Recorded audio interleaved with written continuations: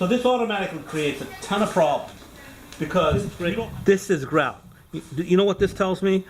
That while he was grouting, a tile popped up and he just put some grout down and popped it back in. Look at that. Nothing. Absolutely nothing. That's the back of it.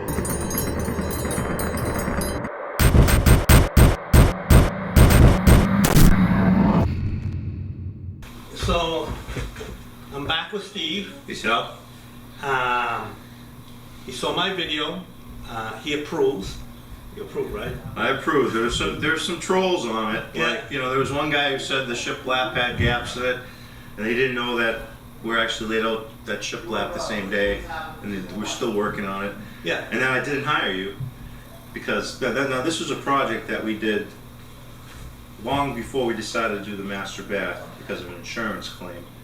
And I figured I'd hire the big box store because they did a good job. They installed my patio door, they did my carpet. I figured we'll be able to get the floor done because, it was convenient. This is a different level, different type of installation. I've learned a lesson. Yeah. I'm calling Sal, moving forward for anything tile. Usually I like to work with local guys who do good work. But I figured this was a small project. My wife made the decision. She wanted to redo the mudroom. Go spend the money at the big box store. And also, it wasn't $2,500. It was, you looked it up, it was like... Yeah, it was right under $3K. I'm not charging him that much. Yeah. Because we're going to get to that in a second. He's actually already ripped this up. 3 days after it was installed? Saturday, it was installed Tuesday. So I spent 4 hours on Saturday. I ripped up the tile, I ripped up the subfloor, I got all the screws out. So less than a week, in and out. So we're going to show you some stuff in the garage of the material that was ripped out. Very telling. This floor, from what we see in there, would not have lasted 6 months. Yeah. It wouldn't have lasted 6 months. It would have started cracking and falling apart in very short order. The tiles came up in batches of squares. I could just, my fingernail would pop. Yeah. So he's definitely got a crappy job. Well, it was obvious that he didn't rip up the down to the subfloor. Well, we knew that. We knew that. So let's go out and take a look at the debris. And the debris is very, very telling of what the situation was here, and the fact that he was able to rip up whole tiles. This is a natural stone tile. If the natural stone tile is installed properly, it's going to come out in a million pieces. Now I'm going to show you what actually occurred here. So he did a great job of ripping it up. Got it all clean. So 2 days ago, this was that floor that we showed you on that video. I'll link to that video in the description and in the cards. So let's go take a look at the tile. So we're out here. These are the materials. Steve, you mind being the cameraman? No, sure. So Steve's and I'm gonna show you. So Let's get your good side, so. there is no good side.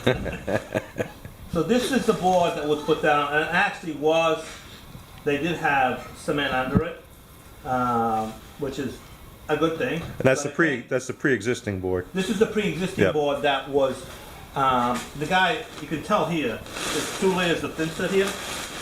There's a gray thinset here, and then there's the white thinset that the guy used. So there's 2 layers of thinset.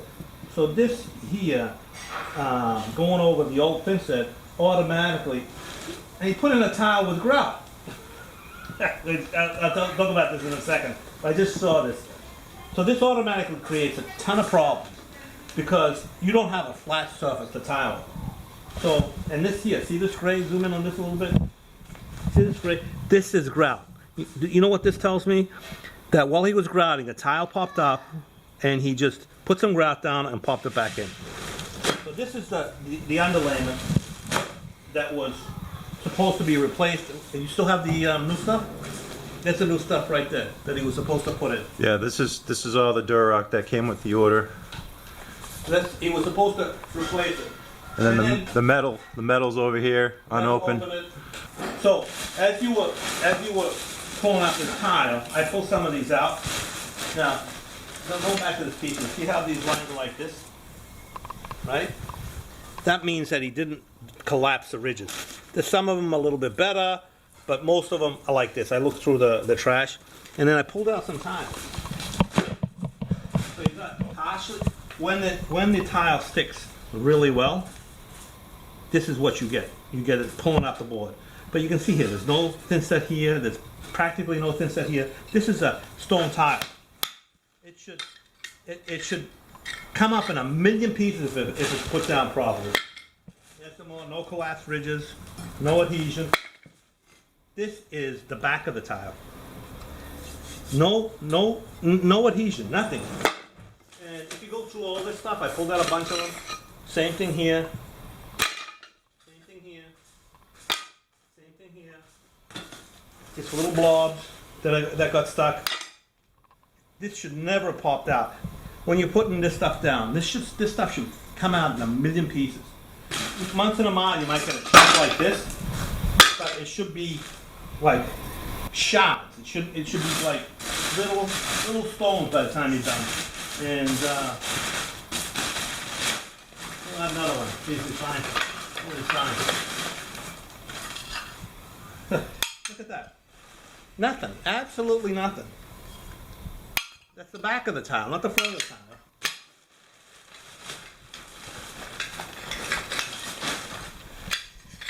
All of it. Same thing. Look, nothing. Nothing. So Steve, you ripped it up, and I'm going to start retiling it today. I'm going to put the underlayment down. And am I charging you as much as the box store? You think my price is fair? I think very reasonable.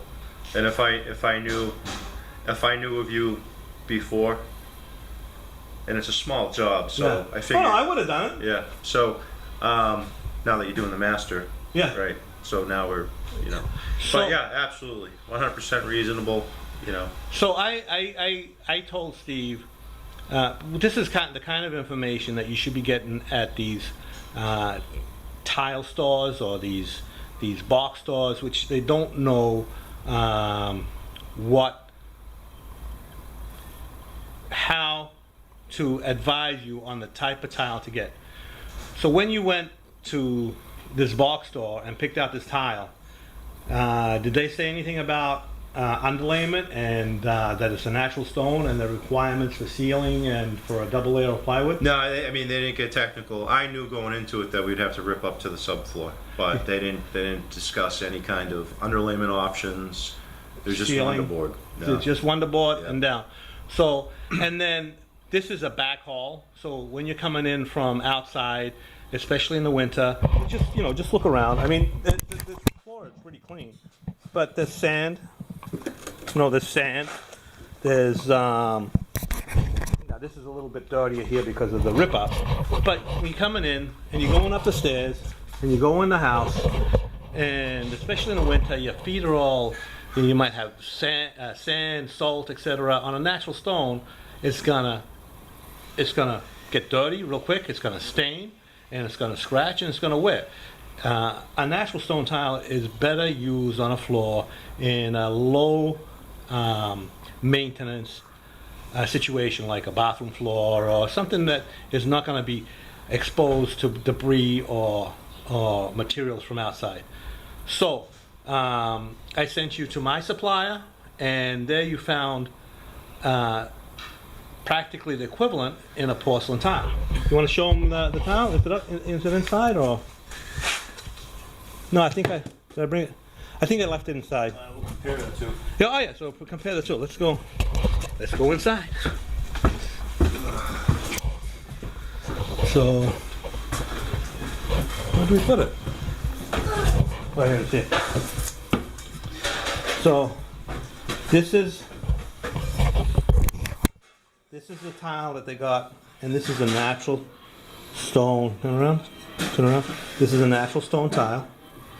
And this is a porcelain version of that tile. is made to mimic a slate tile. Turn that over. This is a porcelain, high quality porcelain tile. What was the price difference on these? This was about 1,200, and this probably about 500. So you're getting, in this case, natural stone always is going to cost more.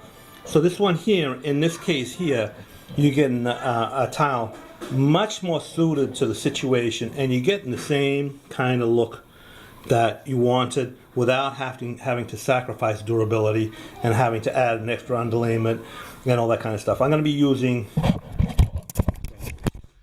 so I'm going to be doing a little bit different than the other tile guy. I'm going to be installing an uncoupling membrane, probably because we have these high cuts because of the Wonderboard. I was going to use the Mapei Guard UM, which is 1/8 of an inch, but that's going to be a problem with the height for where all these jams were cut. Not so much for the baseboard because that doesn't matter. So I'm going to go get some Detra XL, and that's going to solve that problem. So, Steve, overall, what would your recommendation be?